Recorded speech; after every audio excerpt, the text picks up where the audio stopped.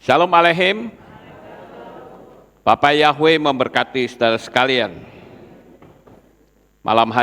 Pagi ini saya akan menyampaikan satu materi yang saya rasa masih layak untuk kita sama-sama bahas, yaitu tentang Israel. Namun sebelumnya saya akan perkenalkan terlebih dahulu, ada jemaat yang baru pertama kali hadir dan nanti akan masuk dalam baptisan pembaharuan, yaitu Ibu Eva Mohede dari NTT. Di sebelah mana duduknya? Bisa berdiri? Di belakang, kasih salam saudara-saudara. Haleluya. Ya. Ibu Eva ini dari NTT, saudara. Istri dari Bapak Mahlon. Dan barangkali ada di antara saudara yang belum menerima baptisan pembaharuan bisa ikut nanti ya. Baik, saudara, saya akan berbicara tentang Israel. Seperti apakah negara ini? Dan Israel ini adalah akar iman kita. Walaupun kita tahu bahwa Indonesia tidak memiliki hubungan diplomatik dengan Israel, tetapi suka tidak suka, mau tidak mau, kita tetap harus membicarakannya. Karena akar iman kita berasal dari negara ini, saudara-saudara. Yang oleh orang Kristen pada umumnya, Tuhannya bisa berubah nama. Jadi Arab dan Yunani. Yang kalau diluruskan, marah-marah. Itu dunia Kristen. Tapi kita punya prinsip bahwa nama Tuhan tidak bisa diubah dengan cara apapun juga. Baik, Bapak Ibu, kita akan bahas tentang negara Israel.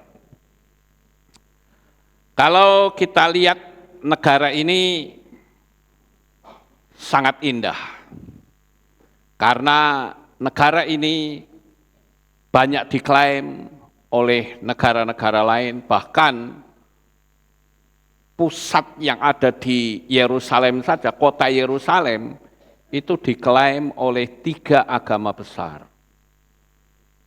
Seperti apakah profil dari negara Israel ini?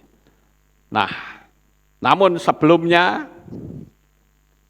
kita masuk, seperti kita biasa membahas tentang negara, tidak ada salahnya kalau kita, mungkin di antara saudara ada yang hafal tentang lagu kebangsaan Israel.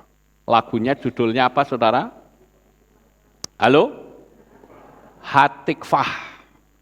Atau kalau diterjemahkan itu pengharapan. Ada yang hafal lagu ini enggak? Mungkin saudara-saudara yang ada di rumah hafal ya lagu ini. Saya akan ajak saudara nyanyi lagu ini. Ya. Saya enggak sempat pasang teks ya, saya lupa. Tapi kalau saudara hafal atau saudara bisa lihat teksnya. Mungkin kita bisa coba untuk menyanyikannya, saudara-saudara. Saya enggak, ini Brisco kan tidak ada, ya, tapi saya akan coba untuk menyanyikannya dengan menggunakan -1 yang buat Brisco juga ya. Saya pikir pagi ini ada, saya langsung tak suruh live, tetapi kalau enggak ada ya sudah, pakai -1. Saya akan berusaha semaksimal mungkin, karena suara saya tidak seindah orang lain. Tapi setidak-tidaknya saya akan berusaha untuk nyanyikan lagu ini secara lengkap. Mungkin bisa diputar musiknya.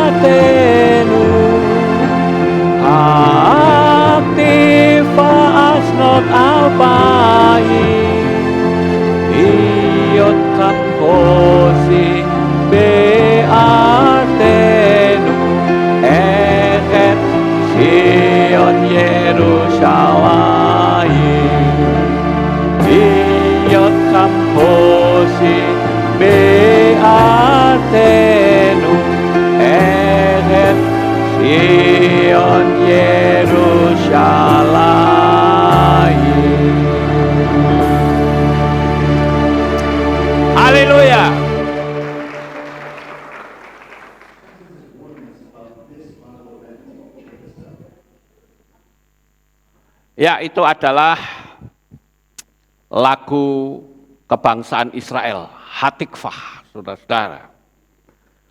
Dan lagu ini sangat menarik sekali, karena di situ ada kerinduan bangsa Israel untuk memiliki sebuah negara yang merdeka tanpa ada hambatan apapun.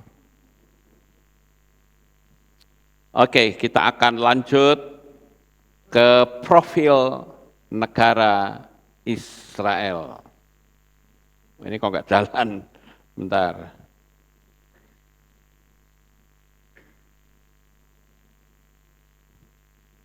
Nah, oke.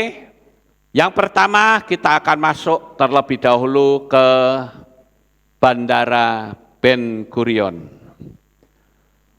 Nama bandara Israel itu adalah Ben Gurion, dan Ben Gurion itu adalah nama dari Perdana Menteri Israel yang pertama, yang lahir tanggal 16 Oktober 1886 sampai 1 Desember 1973. Nah, dia inilah yang menandatangani deklarasi kemerdekaan Israel tahun 1948 dan menyatukan berbagai milik Yehudi dalam angkatan perang Israel yang diberi nama IDF. Nah, Bapak Ibu yang terkasih, kalau kita melihat dari bandara ini satu-satunya bandara yang sangat luar biasa dalam arti semua negara tidak gampang masuk hanya satu orang. Contoh misalnya, kalau saudara lihat bandara-bandara di seluruh dunia, orang masuk ke negara itu 1-2 orang bisa masuk. Tapi untuk Israel tidak bisa, saudara-saudara. Saudara harus ikut di salah satu tim wisata.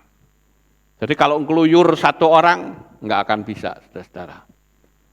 Saya menyadari bahwa negara ini negara yang luar biasa banyak ditekan oleh berbagai macam negara yang lain, sehingga kecurigaannya itu sangat tinggi.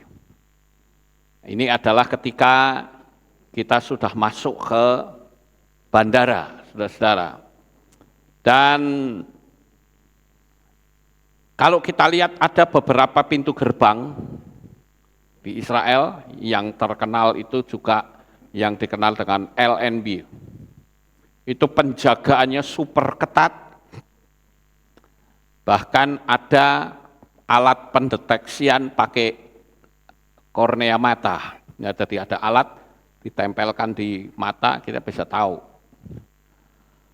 Nah, Bapak Ibu yang terkasih, negara ini memang negara kecil. Kalau dibanding dengan Indonesia itu enggak ada apa-apanya, saudara-saudara. Kalau saya perhatikan luasnya saja, itu paling seluas 5 kali Pulau Bali. Jadi enggak besar negara ini. Tetapi sekalipun kecil dan negara ini sering kali dikeroyok, tetapi selalu tampil sebagai pemenang. Karena saya percaya ada pertolongan dari Bapa Yahweh atas negara ini. Karena suka tidak suka, Israel itu adalah umat pilihan Tuhan. Saya tidak akan bercerita tentang sejarah konflik Israel, khususnya dengan Palestina. Karena saya sudah menerangkannya. Kalau saudara lihat di situ, ya, saya tulis sejarah singkat konflik Israel yang saya beri tema History in a Nutshell. Itu sudah saya upload 11 tahun yang lalu. Jadi formatnya memang belum seperti sekarang, gambarnya juga tidak secanggih sekarang, tapi setidak-tidaknya saudara punya gambaran tentang sejarah singkat konflik Israel. Saya belum sempat untuk bikin duplikatnya yang sekarang, jadi saya pakai rujukan yang ini saja, 11 tahun yang lalu, dan sudah ditonton 20.000 kali, saudara-saudara.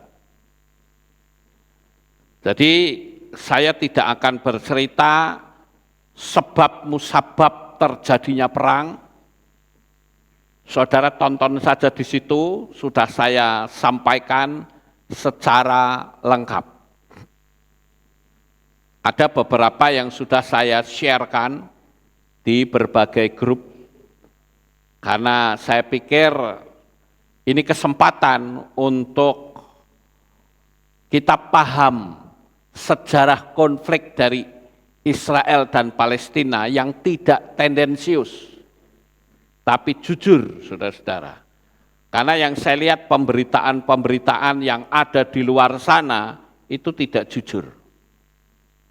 Ketika Israel dibom, ketika Israel dijaili, nggak ada berita yang muncul.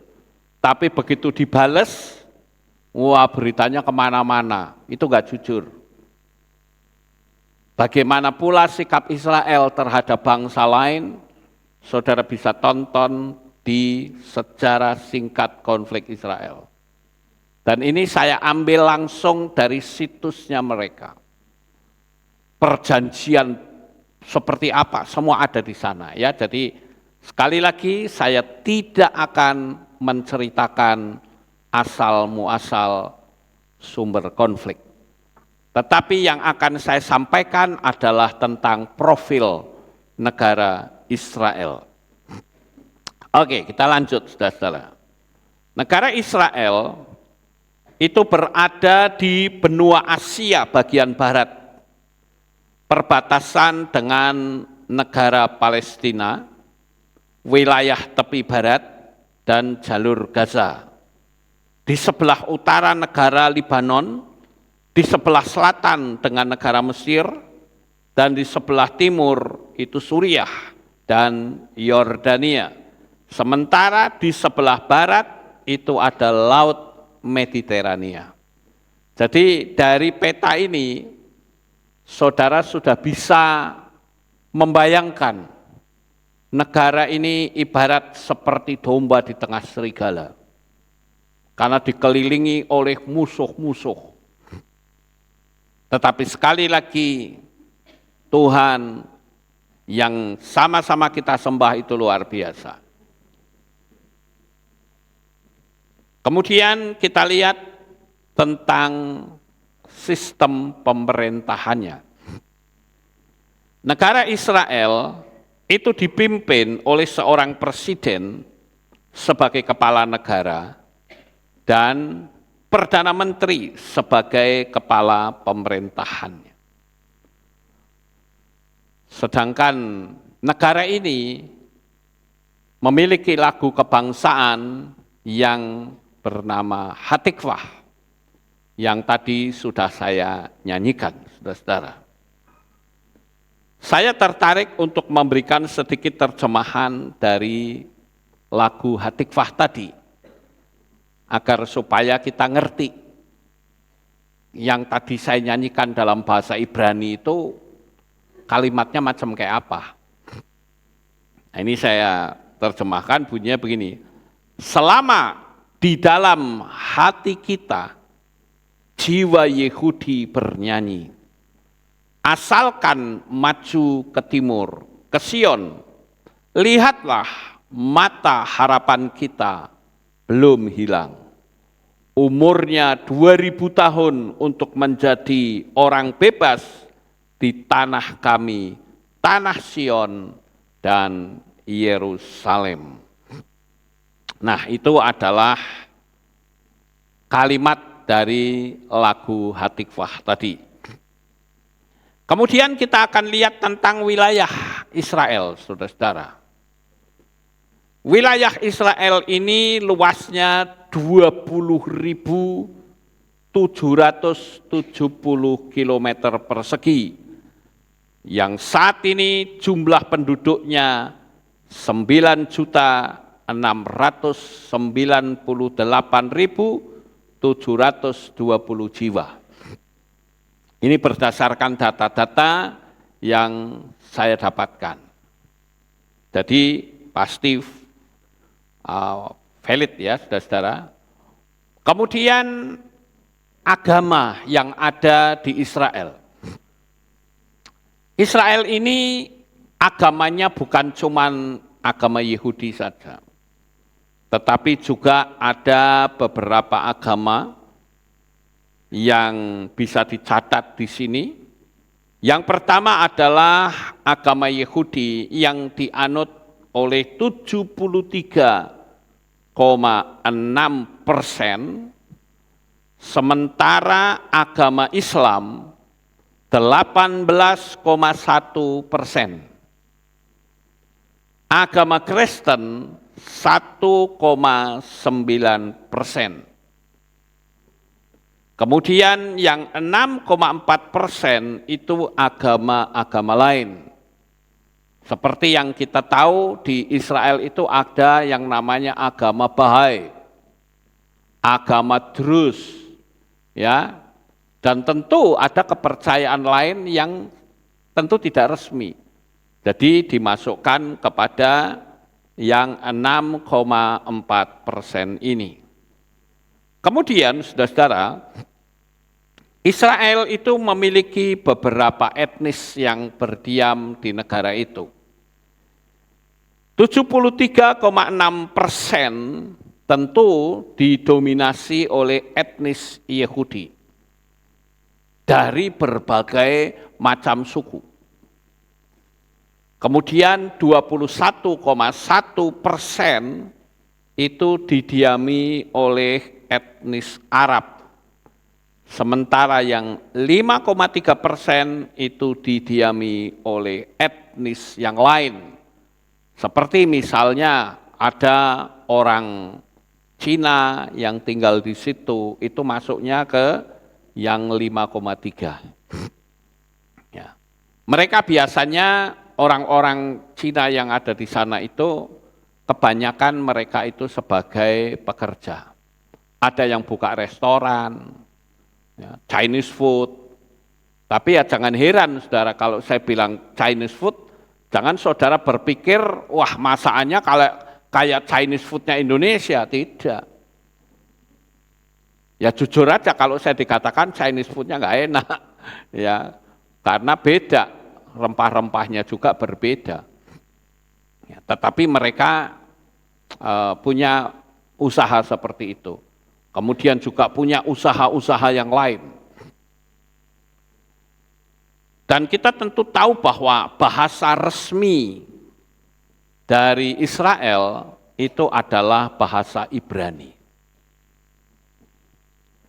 Dan orang-orang Israel, saudara-saudara, rata-rata itu memiliki 2 bahasa, rata-rata. Minimal, ya, ada yang sampai 7 bahasa mereka kuasai, tapi semua orang rata-rata itu 2 bahasa. Bahasa Ibrani dan bahasa Inggris. Jadi kalau saudara pergi ke Israel, saudara nggak bisa bahasa Ibrani itu gampang. Tinggal ngomong bahasa Inggris, mereka ngerti. Mereka bahkan fasih dalam bahasa Inggris. Ya. Beda dengan orang-orang di Perancis. Saudara mau ajak ngomong orang Perancis pakai bahasa Inggris pun nggak dicuekin, saudara. Kalau mereka maunya harus pakai bahasa Perancis gitu. Ya. Saya pernah transit di Hong Kong, saya ajak ngomong bahasa Inggris saja orang nggak mau. Ya. Jadi kalau bicara masalah bahasa, Israel itu termasuk orangnya cukup ramah. Ya. Kita ajak ngomong pun dia dengan senang hati. Jadi bahasa di Israel itu minimal orang mengerti bahasa Ibrani dan bahasa Inggris. Kemudian saudara-saudara, indeks pembangunan manusia Israel ternyata ada di peringkat ke-22 dunia. Memiliki sumber daya alam yang sangat sedikit, tetapi memiliki sumber daya manusia yang sangat luar biasa. Kenapa saya katakan demikian? Karena rata-rata orang-orang Yahudi itu IQ-nya tinggi-tinggi, saudara. Walaupun tentu ada orang Yahudi yang bodoh juga ada, saudara. Tapi rata-rata orang Yahudi pintar-pintar. Kemudian kalau kita lihat tentang perekonomiannya. Perekonomian Israel itu ditopang oleh beberapa hal. Yang pertama, minyak bumi olahan. Kemudian yang kedua, ini apa namanya, bagian perdagangannya ya, paling hebat itu adalah minyak bumi olahan, kemudian produk berlian terbaik di dunia, itu ada di Israel. Kemudian bahan kimia dan obat-obatan, perangkat keras dan perangkat lunak komputer. Tentu tidak kalah pentingnya adalah sistem pertahanan yang sangat luar biasa. Israel punya andalan sistem pertahanan yaitu dengan Iron Dome atau menyebutnya kubah besi. Itu negara itu kayak ditutup oleh kubah, saudara-saudara. Jadi rudal-rudal itu tidak akan bisa masuk karena akan ditangkis oleh Iron Dome tadi. Jadi ketika rudal itu masuk, nempel di kubah besi itu atau Iron Dome, maka rudal itu akan hancur. Nah mungkin saudara akan bertanya, loh kalau hebat kenapa kok bisa ditembus sama Hamas? Kenapa? Bukankah itu menjadi senjata andalan? Ya betul, saudara-saudara, itu bisa ditembus.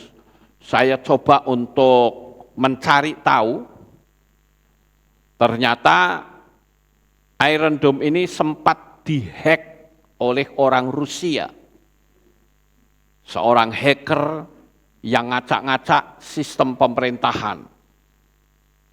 Makanya saya katakan dalam dunia teknologi yang semakin canggih ini, jangan saudara pikir semakin aman, tidak. Semakin tidak aman. Makanya saya katakan nanti kalau sampai saudara ketinggalan, saudara nggak akan bisa pakai duit. Uang saudara akan diblokir oleh sebuah sistem. Saya nggak perlu cerita lagi. Saudara punya rumah sebagus apapun juga nggak akan bisa ditempati.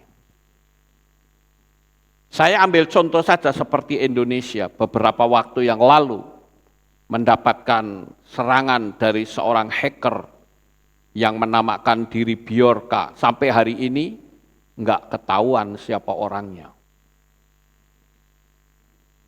Jadi para hacker ini itu bisa mengambil duit sebanyak-banyaknya pada orang di seluruh dunia. Nah, Bapak Ibu yang terkasih, sistem pertahanan Israel yang menjadi andalannya ternyata bisa dibobol. Di sini saya bisa mengambil kesimpulan bahwa di dunia ini tidak ada tempat yang aman kecuali ada dalam perlindungan tangan Bapa Yahweh. Ini sangat luar biasa Bapak Ibu. Kalau kita ada dalam genggaman tangan Bapa Yahweh, mau kita dibunuh kayak mau kita diapain, kita pasti selamat. Jadi sistem yang bisa diandalkan ternyata bobol juga, saudara-saudara. Dan saya mendengar bahwa rudal-rudal yang dibawa masuk melalui terowongan, mungkin saudara berpikir ya, waktu yang lalu aja saya mikir saudara, mosok sih agen rahasianya Israel bisa kebobolan sampai bawa roket begitu banyak, masuk ke Israel melalui terowongan tidak bisa terdeteksi. Bahkan saya sempat mengatakan bahwa intelnya Indonesia lebih canggih. Sabu-sabu 0,5 gram aja bisa ketahuan. Ya, mosok bawa rudal, bawa roket yang gede-gede nggak bisa ketahuan. Ternyata mereka membawa masuknya itu bukan dalam bentuk lengkap, saudara. Tetapi membawa masuknya itu dipreteli satu persatu. Misalnya kepalanya saja dibawa. Kan orang nggak ngerti, saudara. Baru setelah itu dirakit. Jadi pinter juga mereka ya, bisa lolos. Kemudian yang berikutnya, tentang perekonomian di Israel, itu ditopang dengan produk berlian terbaik. Nah ini saya perlu kasih tahu, ya. Produk berlian terbaik, karena di Israel itu satu-satunya pengolahan berlian yang memiliki klasifikasi kelas dunia. Kalau keluaran Israel itu pasti bagus. Enggak meleset hitungannya. Makanya ya rodok lumayan mahal, saudara-saudara. Kemudian dia juga memiliki produk yang lain yaitu bahan kimia dan obat-obatan. Dia juga memiliki perangkat keras dan lunak komputer, sistem pertahanan, barang-barang jasa, teknologi canggih, dengan ekspor terbesar ke Amerika, China, dan Inggris. Ini hebat sekali ya. Jadi dari sisi perekonomian itu sudah berada di peringkat yang sangat tinggi, kelas dunia, saudara. Kemudian mata uang Israel itu namanya shekel. 1 shekel itu seharga 4.150. Nggak tahu kalau kurs hari ini, saudara. Karena kurs uang itu berubah-ubah. Dolar pun berubah-ubah, hari ini berapa, besok berapa.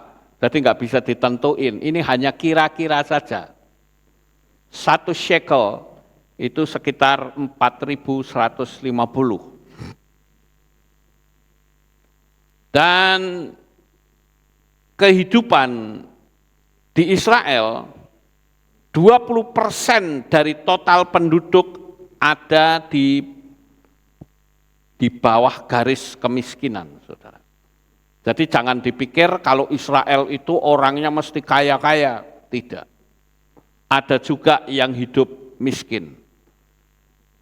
Nah, kategori orang miskin di sana, ketika pendapatannya itu cuma 2.848 shekel per bulan, atau kurang dari 11 juta, itu dianggap miskin. Karena gaji rata-rata di Israel per bulan itu adalah 47 juta per bulan, saudara-saudara. Itu istilahnya itu kalau di Indonesia itu UMR-nya begitu ya. Kalau di Indonesia berapa UMR-nya? Di Magelang berapa, saudara? Ada yang tahu di Magelang berapa UMR-nya?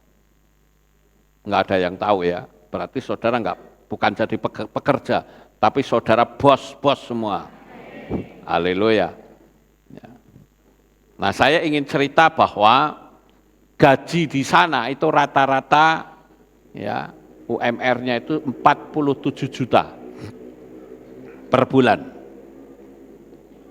Nah, Israel juga, saudara-saudara, secara resmi mempekerjakan kurang lebih 100.000 orang Palestina. Ada yang jadi supir, ada yang jadi buruh bangunan, dan lain-lain dengan gaji 6 juta per bulan. Nah, bangsa Israel tidak selalu beragama Yahudi. Tadi saya sudah sampaikan, ada yang beragama Islam, ada yang beragama Kristen, juga ada yang tidak punya agama. Makanya kalau saudara melihat ada orang Yahudi yang berkata, oh Tuhan ini begini-begini, jangan langsung percaya, saudara. Jangan dumeh yang ngomong orang Yahudi, main percaya saja, oh nanti dulu. Karena banyak sekali orang-orang Yahudi yang agamanya juga berantakan, amburadul, saudara. Jadi kalau saudara ngikutin tur, saudara akan lihat bahwa tiap-tiap wilayah itu sendiri-sendiri. Ada kelompok Kristen, nanti kalau kelompok Kristen, kalau Minggu tokonya tutup gitu. Tapi kalau kelompok Yahudi, nanti hari Sabtu tutup gitu. Karena memang Israel ini kan diduduki banyak agama, saudara-saudara. Israel memang tidak memiliki tambang minyak dan berlian. Tetapi anehnya, Salah satu produk impor terbaiknya itu justru berlian dan minyak, saudara. Bagaimana ini bisa terjadi? Kalau saudara perhatikan, ternyata mereka itu pandai mengolah. Saya ambil contoh misalnya, Israel itu akan membeli minyak mentah. Minyak mentahnya aja dibeli, saudara. Kemudian nanti di sana diolah. Nah, setelah diolah maka jadilah seperti kayak Pertalite, Pertamax dan sebagainya. Itu melalui olahan terlebih dahulu. Ada yang dipakai sendiri, maksudnya dipakai oleh negara sendiri, dan ada yang diekspor keluar. Jadi mereka itu bisa kaya karena minyak yang sebetulnya mereka tidak punya sumber minyak seperti di Arab. Tapi luar biasa sekali ya, mereka mampu mengolah itu, kepandaiannya hebat, saudara. Kemudian juga Israel menjadi, bahkan ada pabrik berlian ya. Saya pernah masuk ke sana berapa kali ya, 3 kali kalau tidak salah, itu NDC. National Diamond Center. Itu luar biasa berliannya, saudara-saudara. Kenapa mereka bisa memproduksi berlian-berlian yang indah dan mahal-mahal? Ternyata Israel itu cuma beli batu permata kasaran saja. Batu-batu yang nantinya akan diolah kasaran kan jadi murah, saudara. Kemudian diolah sedemikian rupa, dijadikan berlian kelas dunia dan dijual di Eropa dengan harga yang sangat tinggi. Jadi karena negara ini dipepet oleh banyak musuh, otak mereka berkembang, dan memang kepandaian orang Yahudi itu nggak main-main, saudara. IQ-nya tinggi-tinggi. Saya sempat membaca apa yang menyebabkan IQ mereka tinggi. Salah satu di antaranya adalah pola makan. Mereka pegang pola makan kosher. Mereka nggak makan babi, nggak makan udang, nggak makan cumi, nggak makan cacar-rucah begitu, saudara. Nah itu ternyata yang membuat kepandaian mereka itu di atas rata-rata. Kalau di Indonesia, kalau orang makan, selesai makan terus apa? Makan buah bukan? Katanya cuci mulut. Padahal cuci mulut harusnya pakai air ya. Itu ngomongnya cuci mulut. Makan buah. Kalau di Israel enggak. Makan buah dulu baru makan. Dibalik, saudara. Nah ini yang sempat saya pelajari, bagaimana gaya makan mereka. Kalau mereka punya anak, bayinya lahir gitu, langsung Shema Israel, Shema, saudara. Makanya saya ngasih tahu kepada teman-teman semua, kalau saudara hamil punya anak, begitu anak itu dipeluk untuk yang pertama kalinya, bisikkan Shema Israel.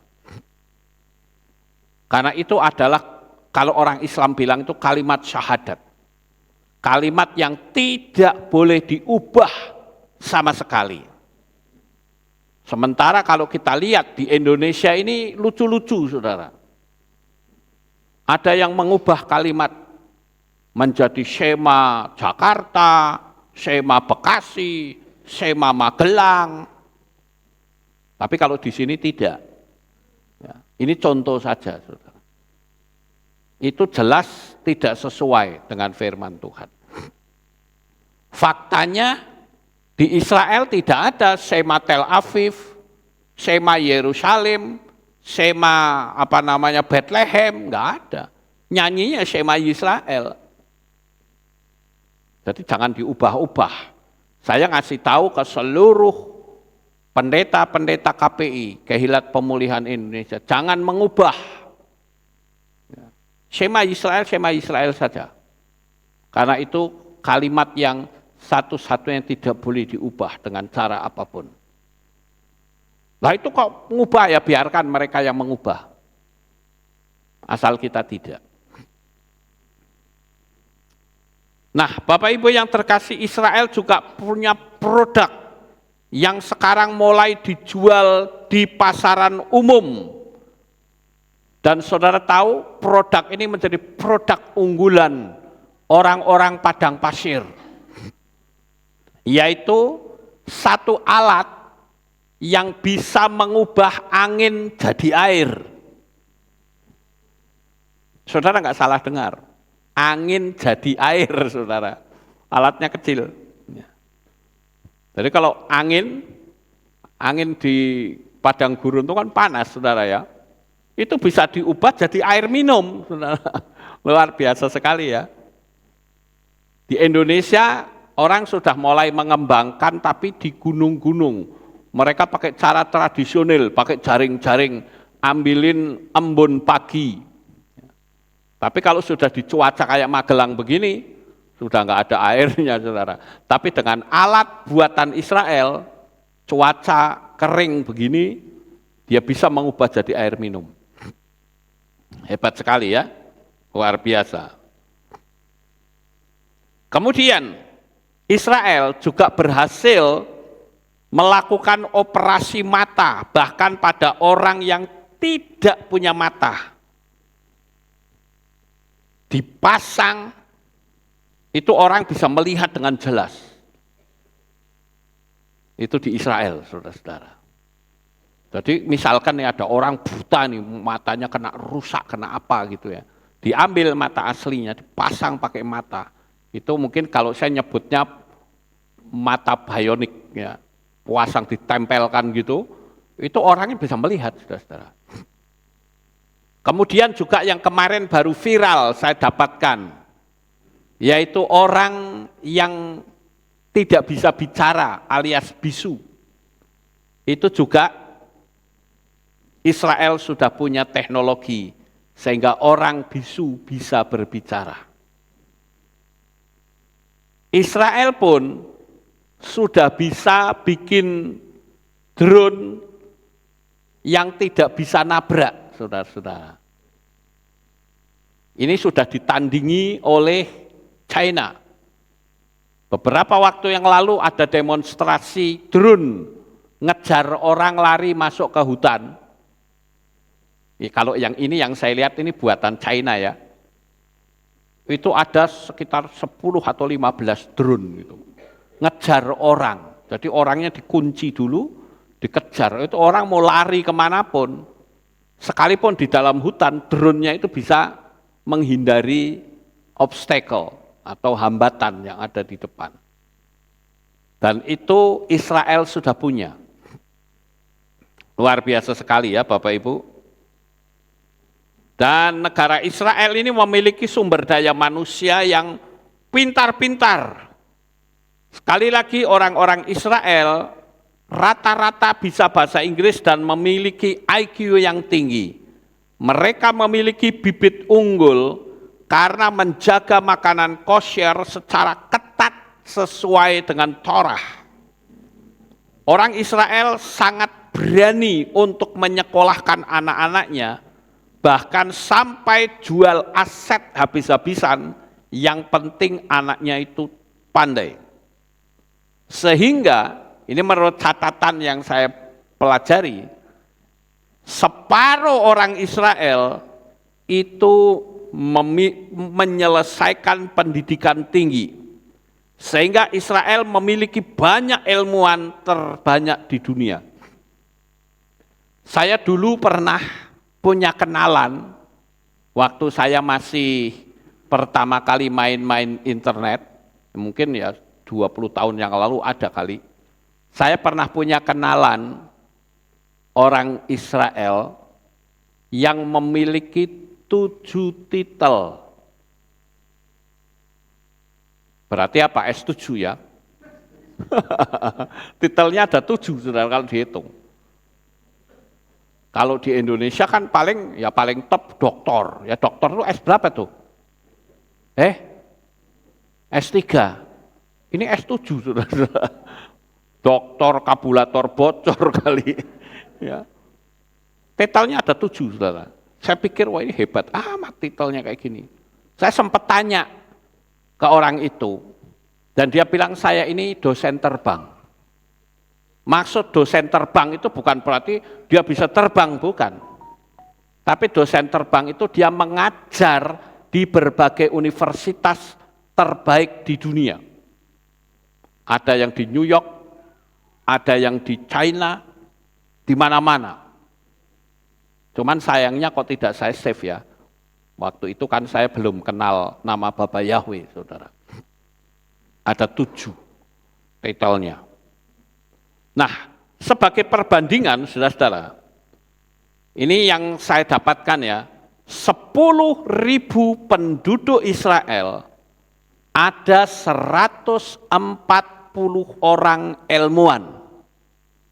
Sekali lagi, 10.000 penduduk Israel, ada 140 orang ilmuwan. Kalau di Indonesia, 11.000 penduduk, 1 ilmuwan. Saudara bisa lihat perbandingannya sangat luar biasa. Bayangin aja, di Indonesia ini sempat ada seorang pejabat negara, dia adalah orang yang pegang partai besar, tapi nggak hafal Pancasila, saudara. Orang pemerintah loh ini, yang harusnya Pancasila itu di luar kepala. Ini nggak hafal, saudara-saudara. Luar biasa ya. Dan negara Israel ternyata memiliki banyak kantor-kantor pusat perdagangan dunia.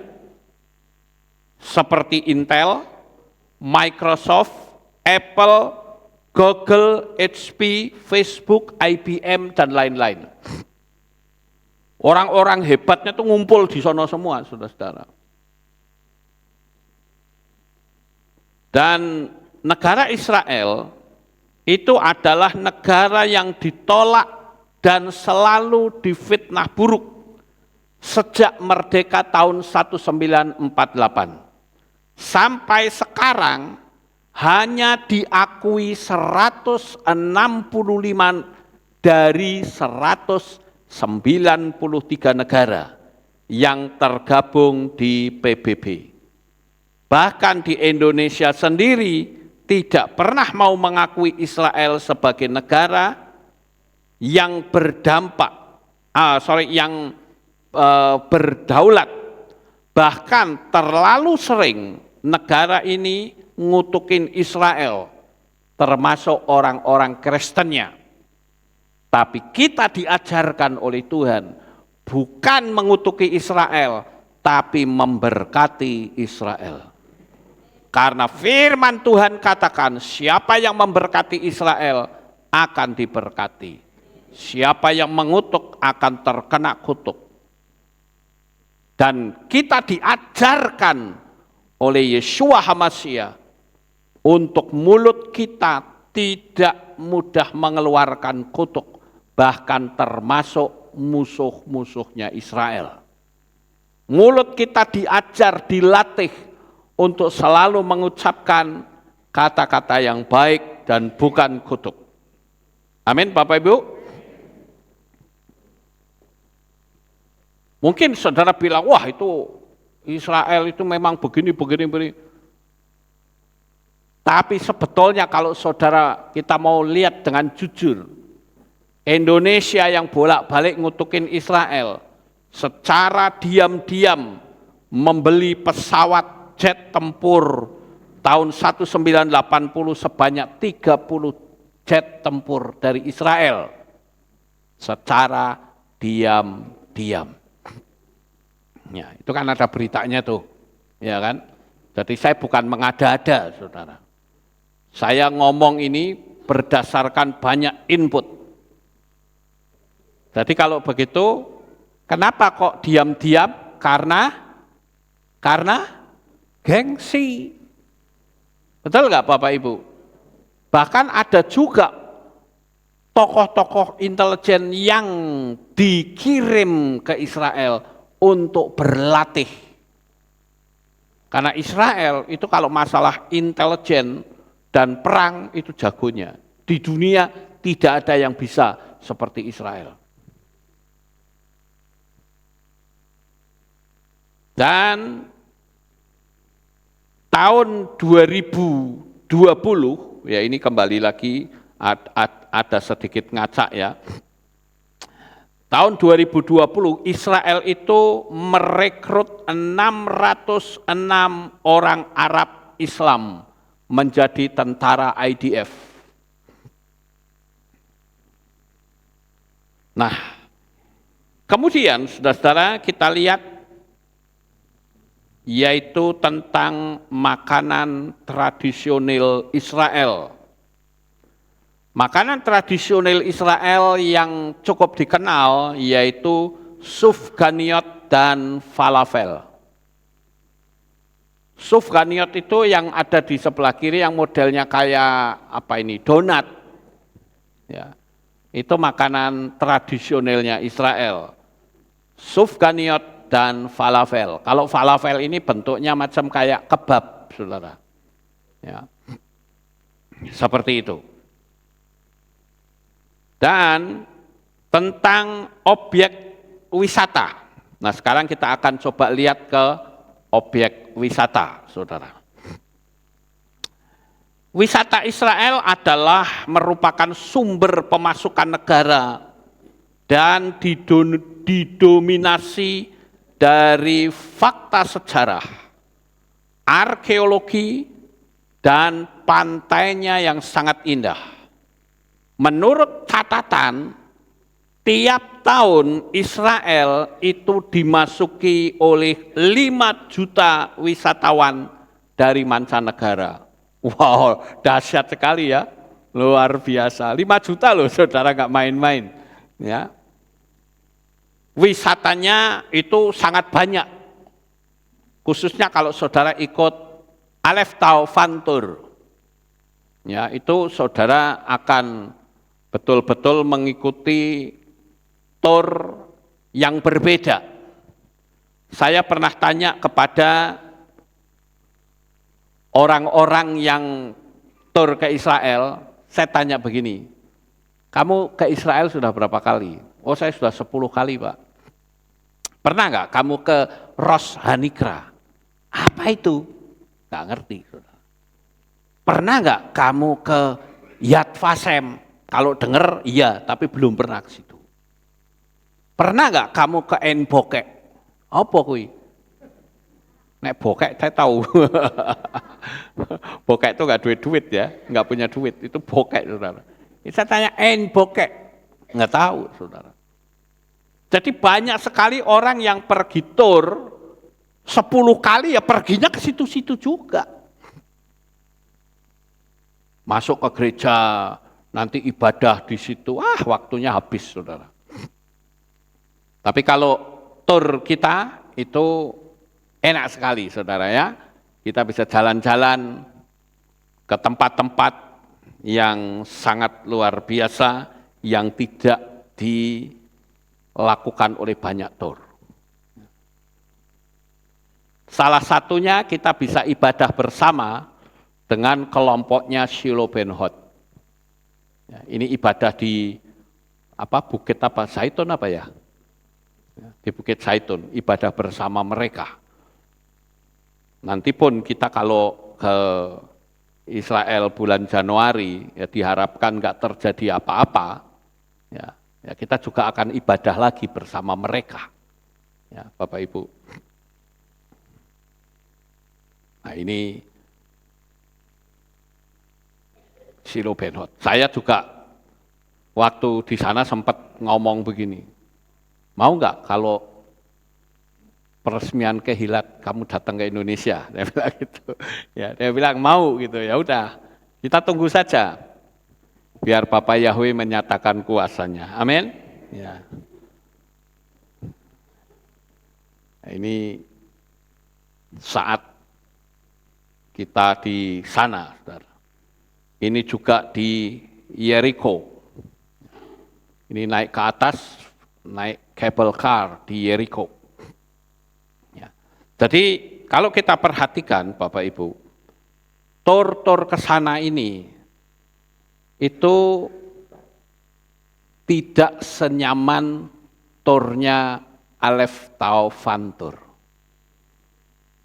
Mungkin saudara akan bilang, oh Pak Lukas ngiklankan, ya terserah, orang mau ngatain saya ngiklankan, ya masa bodoh. Ya. Yang penting saya kasih tahu, karena tur kita itu beda. Apalagi nanti bulan Januari, tur kita ini akan pergi ke 7 jemaat, ya, 7 kehilat di Turki ya, Son, di Turki, saudara. Nah, saudara bisa lihat itinerary-nya di video saya.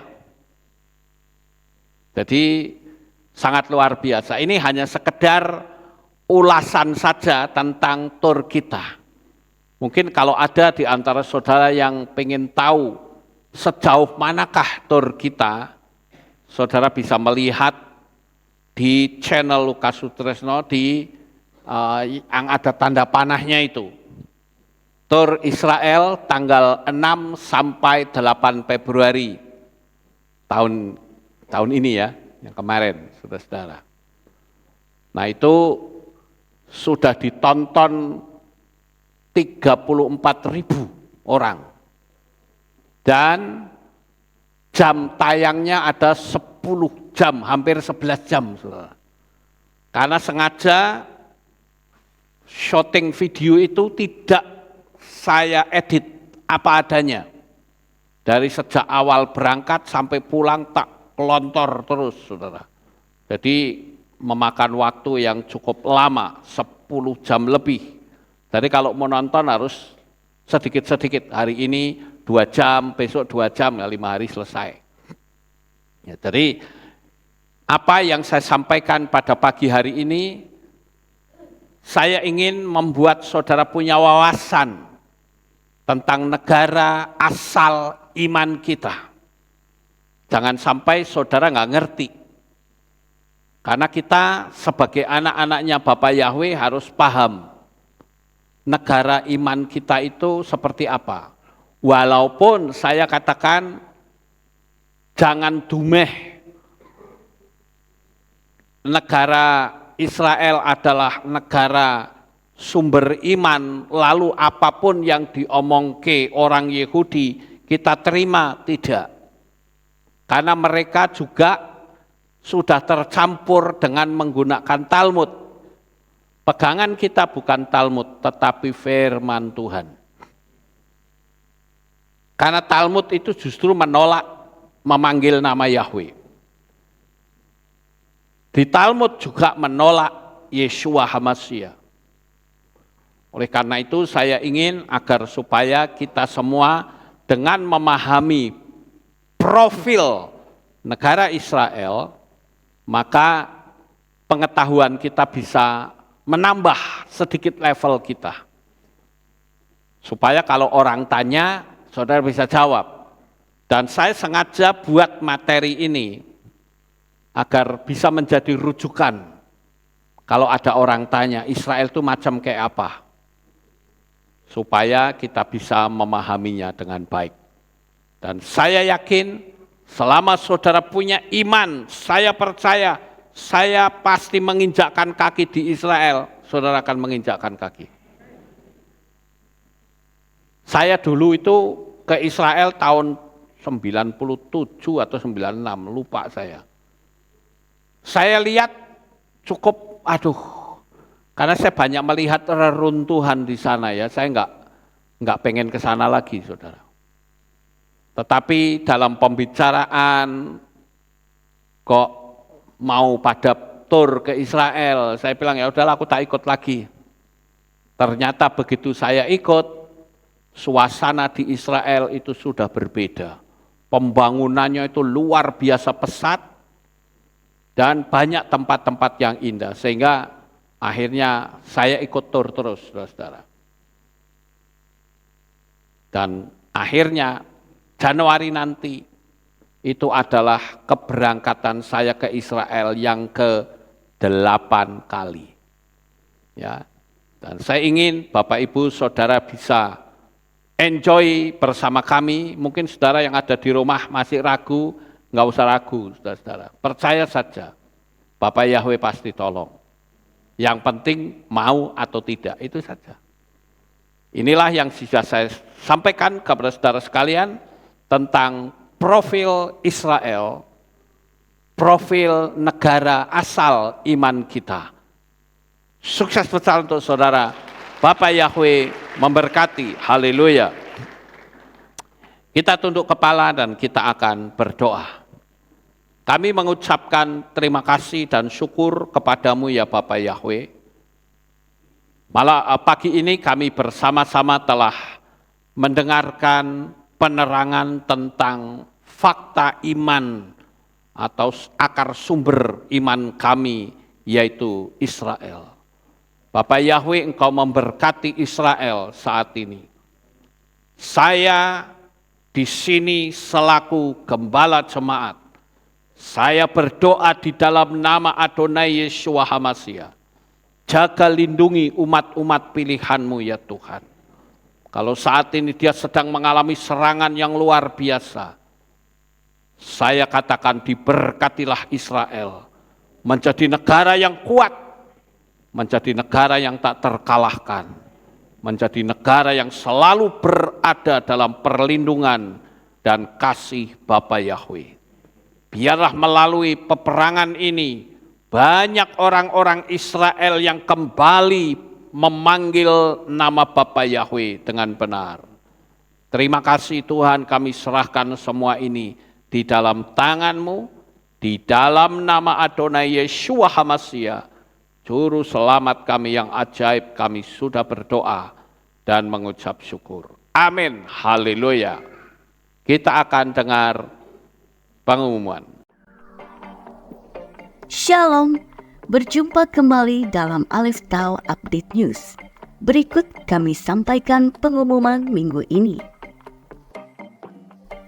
Divisi Anak mengadakan pre-order kaos yang telah dibuka pada 24 September hingga 24 Oktober 2023. Untuk info lebih lanjut, dapat menghubungi Ibu Sylvia di nomor 0858 6703 7774 atau Ibu Yedi di nomor 0878 8813 3201.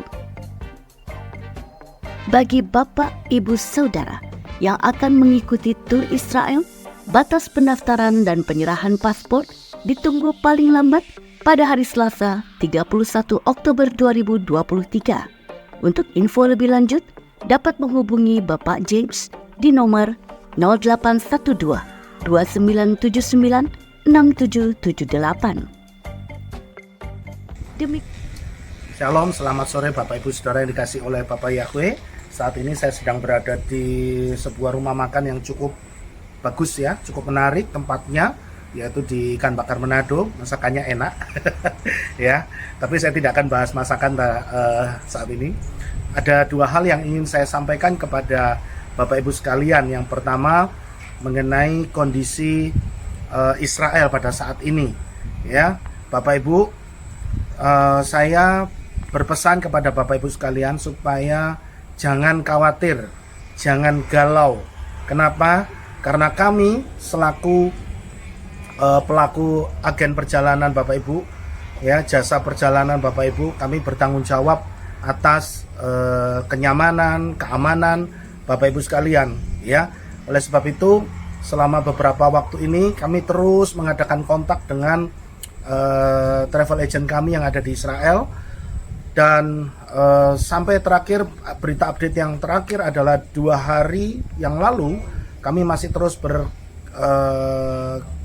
kirim email Bapak Ibu bahwa mereka tetap memberikan akses untuk kita, ya, artinya sampai hari ini, sampai saat video ini di-upload, mereka tetap membuka border dan mereka mengatakan bahwa untuk saat ini kondisi masih tetap aman terkendali, ya, meskipun ada beberapa tempat wisata yang harus ditutup ya, tapi puji Tuhan so far so good, dan kita masih akan tetap berencana berangkat sesuai dengan jadwal keberangkatan kita, yaitu 4 Januari sampai 18 Januari. Oleh sebab itu Bapak Ibu sekalian, jangan khawatir, justru saya mengajak Bapak Ibu Saudara sekalian untuk kita tetap sama-sama berdoa ya, minta kepada Bapak Yahweh supaya perjalanan kita tetap lancar. Kita tahu bahwa perjalanan kita bukan hanya untuk bersenang-senang, tapi kita rindu untuk belajar banyak ya tentang iman kita, akar iman kita ya. Kemudian yang kedua, mengenai paspor. Bagi Bapak Ibu yang sudah mendaftar dan ingin mengirimkan paspor, mohon supaya yang dikirim hanya foto scan paspornya saja. Jadi bukan paspornya ya, hanya scan foto paspor yang dikirim via WA, supaya kami bisa kirim datanya untuk dibuatkan visa. Nah, jadi kemudian ada pertanyaan lagi. Jadi Pak James, itu mengenai pendaftaran paling lambat kapan? Sampai video ini diupload, kami masih tetap on schedule, yaitu pada tanggal 31 Oktober ya Bapak Ibu. Jadi jangan khawatir, kami tetap menjaga keamanan, kenyamanan perjalanan kita semua ya. Doakan supaya perjalanan kita tetap on schedule, tetapi sampai video ini diupload, mereka masih tetap membuka akses untuk kita, dan spot-spot yang kami tawarkan kepada Bapak Ibu sekalian adalah spot-spot yang jauh relatif lebih aman ya. Baik, itu saja yang dapat saya sampaikan. Kiranya apa yang saya dapat sampaikan ini Bapak Ibu dapat mengerti, dan pendaftaran masih kami tetap buka sampai pada tanggal 31 Oktober. Jangan lupa kalau jalan-jalan ke Israel harus bersama dengan Aleph Tovantur. Kalau enggak nanti rugi loh ya. Oke, terima kasih, Bapak Yahweh memberkati. Shalom. Ya, itulah penerangan tentang tur, saudara. Sebelum kita tutup dalam doa, saya akan serahkan acara selanjutnya kepada Yolan.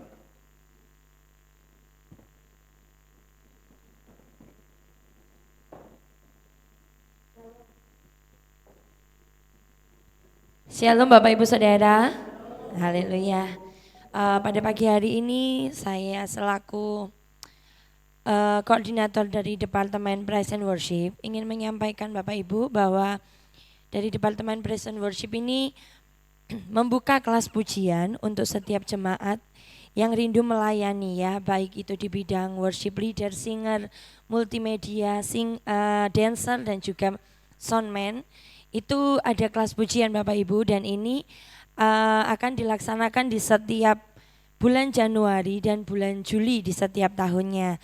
Dan pada hari ini Bapak Ibu, di kesempatan yang indah ini ada teman-teman kita, saudara-saudara kita yang sudah menyelesaikan kelas pujian di tahun ketiga ya, yang ketiga kali ya.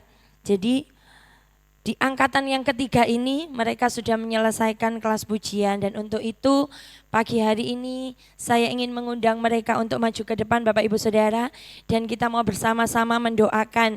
Saya rindu untuk semua jemaat Tuhan juga mendukung pelayanan pekerjaan Bapak Yahweh di tempat ini, untuk semakin hari kita bersama-sama menjadi penuai jiwa-jiwa. Amin saudara. Amin. Puji nama Bapak Yahweh. Pagi hari ini saya rindu untuk setiap yang dipanggil bisa maju ke depan, dan dimohon dengan kasih nanti Bapak Gembala bisa berdoa bersama-sama bagi mereka yang ingin melayani pekerjaan Tuhan ya. Untuk yang pertama saudara Afram Kusoy bisa maju ke depan. Kemudian Bapak Sutono Gunadi. Kemudian saudara Joshua Kevin Pramudia. Saudari Shalom Shannon Santoso. Kemudian saudari Asihing Kristi. Yang berikutnya Saudara Stephen Willy Haryanto. Kemudian Saudara Joshua Febriano Sipayung. Kemudian Ibu Yohana Nani Suwarni. Saudara Nugroho Adi Wicaksono. Saudara Razan Faris Pramudia. Saudara Paulus Nainggolan dan Ibu Anghingwat. Ya, bisa naik agak maju saudara. Ya, Bapak Ibu Saudara, ini adalah rekan-rekan yang bersama-sama memiliki komitmen untuk melayani Bapak Yahweh dengan segenap hati di tempat ini. Kita sama-sama dukung pekerjaan Bapak Yahweh. Saya minta dengan kasih Papi Lukas untuk bisa berdoa serta menyerahkan sertifikat dari kelas pujian di angkatan yang ketiga ini. Ya, mari Bapak Ibu Saudara kita akan dukung doa. Mereka adalah orang-orang yang sudah dilatih sebelumnya untuk bisa melayani pekerjaan Tuhan. Mari kita akan sama-sama berdoa. Dalam nama Bapa Yahweh yang Maha Pengasih dan Penyayang, pada saat pagi ini saya berdoa untuk anak-anak-Mu yang mereka telah dilatih, dipersiapkan untuk melayani pekerjaan-Mu di tempat ini. Bapa Yahweh berkenan untuk memakai mereka semua menjadi alat-Mu yang ajaib. Kami percaya mereka bukan mau menyenangkan manusia, tetapi mereka mau menyenangkan Engkau. Sehingga jangan sampai ada di antara mereka yang berani mencuri kemuliaan Tuhan. Karena segala kemuliaan, segala hormat pujian hanya untuk Bapa Yahweh semata-mata. Oleh karena itu di dalam nama Bapa Yahweh, dalam nama Adonai Yeshua HaMashiach dan di dalam Roh Kudus, diberkatilah engkau semua pada saat ini. Apapun yang kau lakukan dalam pelayanan akan selalu dibuat oleh Bapa Yahweh menjadi berhasil sampai selama-lamanya. Dan kau akan melakukan yang terbaik untuk Bapa Yahweh. Jaga lindungi mereka ya Tuhan, kirimlah malaikat-malaikat-Mu untuk menjagai anak-anak-Mu ini. Karena kami menyadari bahwa tugas pelayanan ini akan membuat setan menjadi tidak suka. Dengan berbagai macam cara mereka akan menghancurkan. Oleh karena itu lindungi jaga mereka. Buat mereka belajar untuk selalu memiliki kehidupan yang kudus di hadapan-Mu. Sehingga kehidupan pelayanan mereka berhasil. Menyenangkan Engkau dan kami percaya dengan kami menyenangkan Engkau, maka Engkau selalu memberkati kehidupan kami.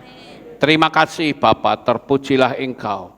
Kami percaya melalui peresmian pelayan-pelayan yang akan melayani pekerjaan-Mu di tempat ini, Engkau berkenan untuk memakai menjadi alat-Mu yang ajaib. Terima kasih Bapa, di dalam nama Adonai Yeshua HaMashiach, kami sudah berdoa. Amin. Haleluya. Haleluya.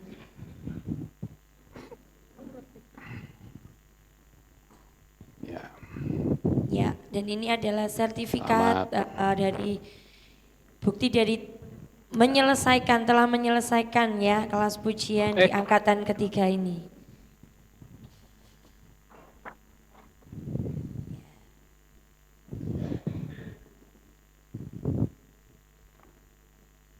Shalom.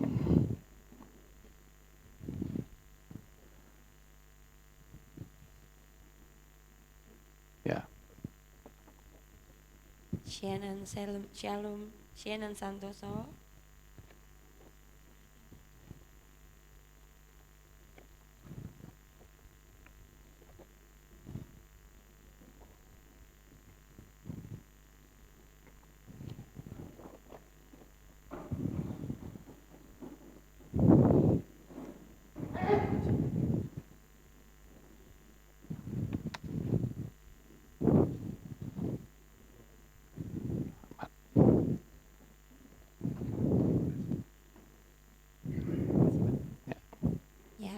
Terima kasih Papi Lukas, terima kasih teman-teman. Bapak Yahweh memberkati setiap kita.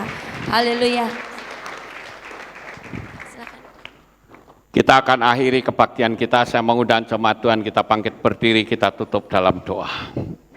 Haleluya. Terima kasih Bapak Yahweh. Selesai sudah ibadah kami dari awal pertengahan sampai pada akhirnya. Sebentar lagi anak-anakmu akan pulang ke rumah mereka masing-masing. Jaga, lindungi, peliharakan mereka sampai di rumah dengan selamat. Pertemukan kembali pada jam-jam ibadah mendatang di dalam ikatan tali kasih. Haleluya. Terima kasih ya Bapak Yahweh. Inilah doa syukur yang kami naikkan di dalam nama Adonai Yeshua HaMashiach. Kami sudah berdoa. Mari kita angkat tangan kita dan kita akan menerima berkat Kohanim. Haleluya. Yevarecheka Yahweh wa yishmerecha.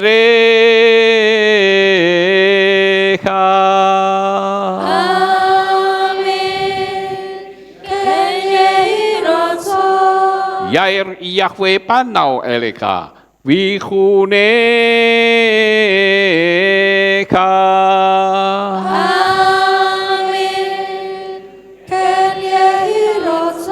Yesa Yahweh panau eleka wa yashem lecha shalom.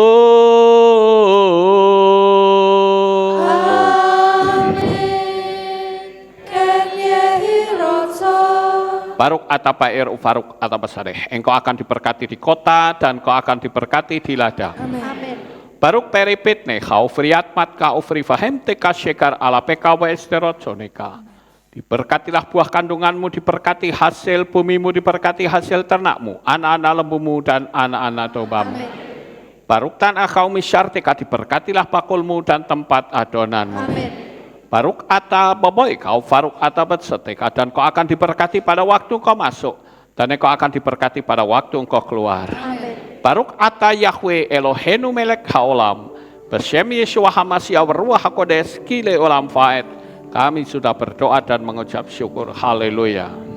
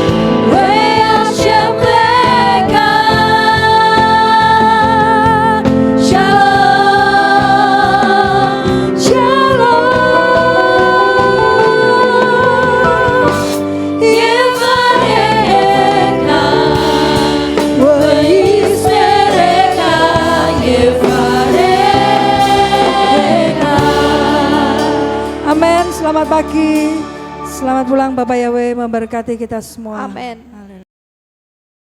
Bapak Ibu Saudara sekalian, dalam ibadah bersama kami di Kehilat Alef Tau Magelang. Doa saya Bapak Yahweh memberkati dengan kesehatan yang sempurna, damai sejahtera dan berkat materi yang semakin melimpah. Kami menunggu kembali kehadiran Bapak Ibu Saudara sekalian pada jam yang tersedia. Hari Sabat jam 5 pagi, hari Minggu jam 6 pagi, hari Rabu jam 6 sore. Siap sedialah sebagai mempelai Hamashiach untuk menyambut kehadiran mempelai pria kita, yaitu Adonai Yeshua HaMashiach di awan-awan yang permai. Amen lehitraot. Shalom, sampai jumpa kembali.